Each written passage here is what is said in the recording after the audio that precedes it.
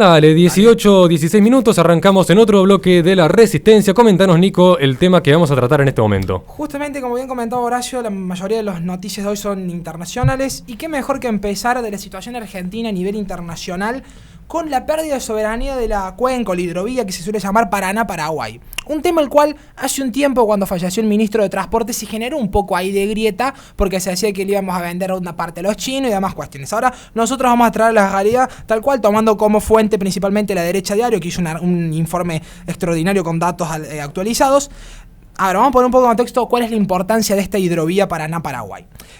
Contiene más del 80% de las exportaciones argentinas, principalmente obviamente toda la región de Rosario, Santa Fe, con la principal exportación de Argentina, que son cereales, oleaginosas, granos. Dato de color, cuando uno busca dónde están las cerealeras de los cuales se exporta hacia China y demás países del mundo, están ahí, justamente en esta cuenca. El transporte fluvial, para poner un poco de contexto, es el más barato, es de los más baratos justamente del mundo, entendiendo también la capacidad que tiene un barco comparado con un camión. Estamos hablando de casi 40.000 toneladas o más por barco que se puede lograr, mientras un camión solamente logra 30 toneladas, 25, dependiendo el camión y el producto, claramente. En Argentina, la eficiencia energética, además del... También, sí. La cantidad de galones que utilizan los barcos es una bestialidad, pero sigue conviniendo a pesar de eso por la cantidad que puede transportar.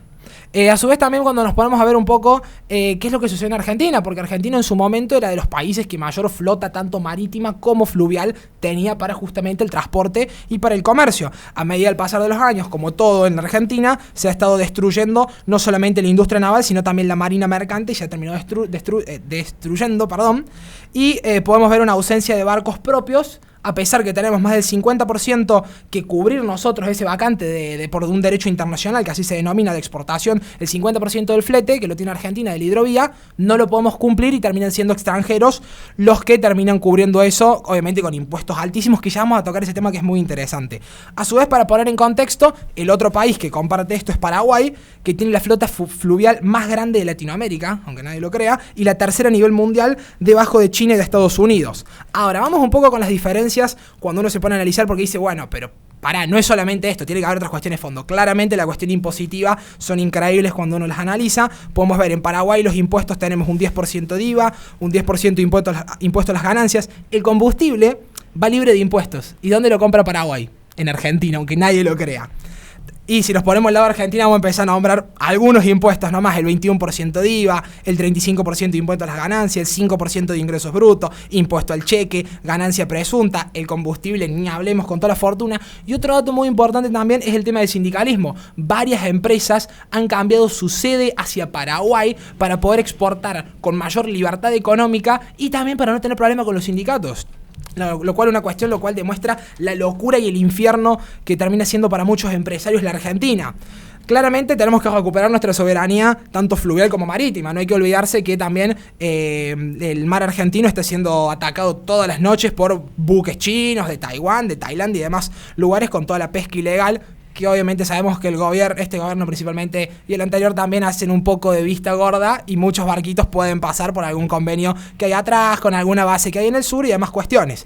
Pero cuando uno se pone a analizar un país el cual tiene una balanza comercial negativa de casi de 3.500 millones de dólares de balanza negativa de comercio, y dice, tenemos uno de los países, justamente, somos uno de los países que más tiene cereales y oleaginosas, que más podría exportar al mundo con un trayecto tan barato como es el fluvial, con una hidrovía inmensa como es la Paraná-Paraguay. Nuestro vecino Paraguay, que no tiene salida al mar, dato de color también, que muchos lo usan como chiste, tiene una mejor flota que nosotros, y la mejor flota de Latinoamérica y la tercera a nivel mundial. Dice un poco que hay que cambiar un poco justamente la forma de entender la economía argentina, la política, y entender que no todo tiene que salir del puerto de Buenos Aires, que también hay que decirlo, porque es un poco el problema unitario que ha sucedido en la Argentina durante un montón de años. ¿Y cómo se soluciona esto?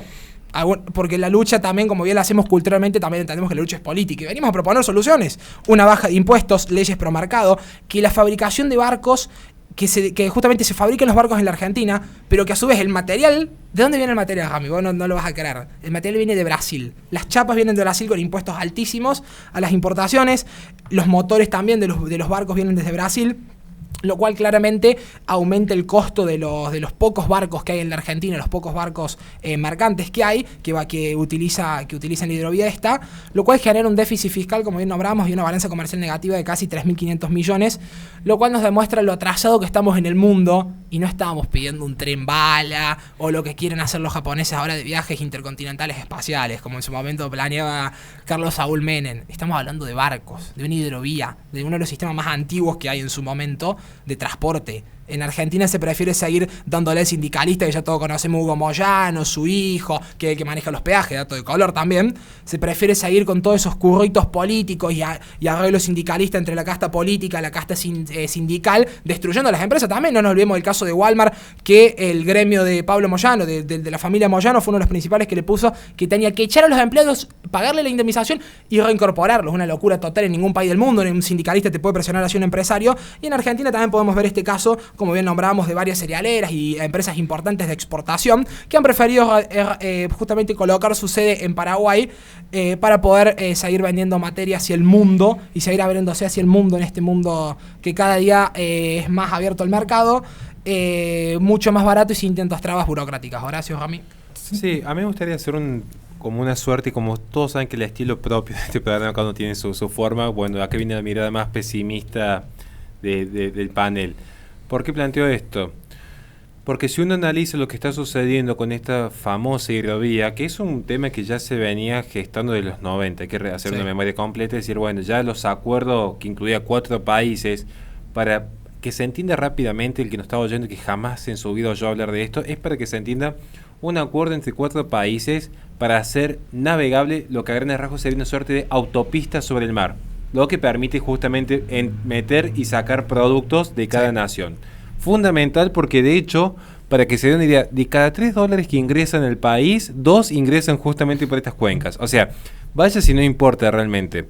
Pero sí hay un tema que me interesa rescatar, es decir, bueno, acá viene la mirada pesimista. Acá vamos a plantear el problema quizás a futuro. Porque saben que se han extendido las concesiones, concesiones privadas. Ahora, y viste dónde son las empresas también. Además. Argentina. Pero digo esto porque ahí de fondo no ha faltado aquel espacio de izquierda que en primer lugar plantea la necesidad de decir por qué se tiene que realizar una concesión cuando tranquilamente esto puede estar en manos del Estado. O sea, siendo que supuestamente el Estado debería controlar y que la concesión en realidad es permitir que una empresa más óptima que los recursos que posee la nación realice el desempeño bajo la auditoría justamente del cuerpo público. Supuestamente, el deber ser, no estamos hablando del ser. Ahora, sí también hay un tema que es fundamental, porque por detrás de estas peticiones de mayor auditoría por parte del Estado, hay un organismo muy particular que es una subcomisión del CONICET encargada del cuerpo ecológico. Acá está la mirada del ecologista, acá vengo a sacar chapa de libro. Porque de fondo, lo que están planteando los ecologistas es decir, acá no se tuvo en cuenta, en todo el proceso de licitación, lo que dicen las comunidades y pueblos autóctonos a las veras del río que se ven afectadas por el dragado. ¿Qué es lo que es el dragado? Para que la gente entienda. Es básicamente el ahondamiento y limpieza de todo lo que es el cuerpo del río para que puedan transitar buques de gran escala. A grandes rasgos, mucho más complejo el término, pero es para que se entienda en este momento. Ahora, dicen, esto, como todo proceso, como toda actividad del hombre, tiene un impacto ambiental. Somos conscientes que sí, el tema es, bueno, necesitamos el costo-beneficio. Acá lo que están diciendo, no, que se suspenda todo, porque acá hay que cuidar qué es lo que está pasando con estos pueblos originarios y especialmente con el ecosistema. Nuevamente, atentos que el ecologismo va a ser la perdición del hombre. Curiosamente, lo que dicen que van a salvar a la humanidad van a ser la perdición. Ya lo planteo en la tesis de mi libro y se está demostrando acá porque no va a faltar mucho tiempo para que alguien del CONICET venga y diga ¿por qué no interponemos un amparo? Tan de moda que está hoy en día con esto de la reforma constitucional que hubo en 1924, una reforma netamente ambientalista. ¿Por qué no imponemos un amparo y que se suspenda esto hasta ver qué impacto ambiental genera? ¿Creen que es un delirio? Vayan a ver los fallos de la Corte, cuánto han llegado a esa instancia. Simplemente eso, quería aportar la mirada pesimista para no sentirme mal en el arranque de la semana. No sé si Remy querés hacer un comentario, ya cerramos. Sí, algo fundamental, quiero agregar el tema de lo que destacaba Nico, lo que tiene que ver con la soberanía, ¿no es cierto? Este país que gradualmente viene perdiendo soberanía en todo sentido, en el nivel, por ejemplo, en el mar, en este caso, en el mar argentino, la hidrovía, y es algo fundamental para el crecimiento de un Estado y sobre todo para Argentina, ¿no? Sobre todo para Argentina, que tiene un gran mar argentino y una gran cantidad de recursos para explotar, ¿no es cierto?, en ese sentido, pero más allá de eso, una necesidad nacional de reivindicar lo que es nuestro territorio, ¿no?, a nivel continental o en el mar.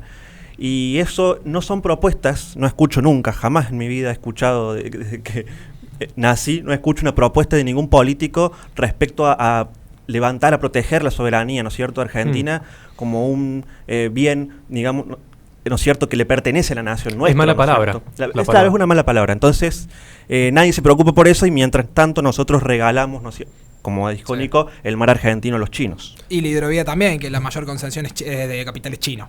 Claro, exactamente. Sí, por supuesto. Y además de los problemas que hay en la frontera norte con todo el problema de tráfico de varios recursos y además de lo que bien comentó nuestro amigo Pablo Muñoz Iturrieta sobre la minería en Argentina por parte de grupos canadienses, por ejemplo, y cómo afecta nuestra soberanía y nuestros recursos. Se necesita más que la construcción en los astilleros, crear astilleros y desarrollar barcos. Eso es lo que necesitamos. Sí. Bueno, ya para cerrar, me gustaría hacer un comentario con respecto a eso, ya que evidentemente esto, además de ser un problema de soberanía, es un problema de destrucción del capital argentino, ¿no? Porque convengamos que el motivo por el cual es necesario traer barcos y recursos de Brasil no es porque acá no tengamos mano de obra y no tengamos recursos naturales, sino porque la producción y la cantidad de impuestos que te implica la extracción de materiales y la producción de barcos, por ejemplo, acá en Argentina, es tan de alto y con tanta traba burocrática que te conviene más incluso pagar la fortuna que tenés que pagar de impuestos aduaneros trayendo las cosas de Brasil que arriesgarte a hacer una industria argentina y poder sostenerla acá en Argentina, porque no sabes cuándo vas a terminar con un juicio laboral cerrando, quebrando la empresa y teniendo encima que endeudarte para poder sostener una empresa que todo el mundo te dijo mejor andate a Brasil. Si les parece, chicos, cerramos con este bloque, vamos a un corte. Les recordamos que este programa se transmite todos los lunes de 18 a 21 por Play FM Radio en Córdoba, Carlos Paz, Tucumán y San Fernando del Valle de Catamarca, además de por twitch.tv/la-resistencia y después se suben al canal de YouTube de La Resistencia, youtube.com/La Resistencia Radio. Vamos a un corte y enseguida volvemos con más Resistencia.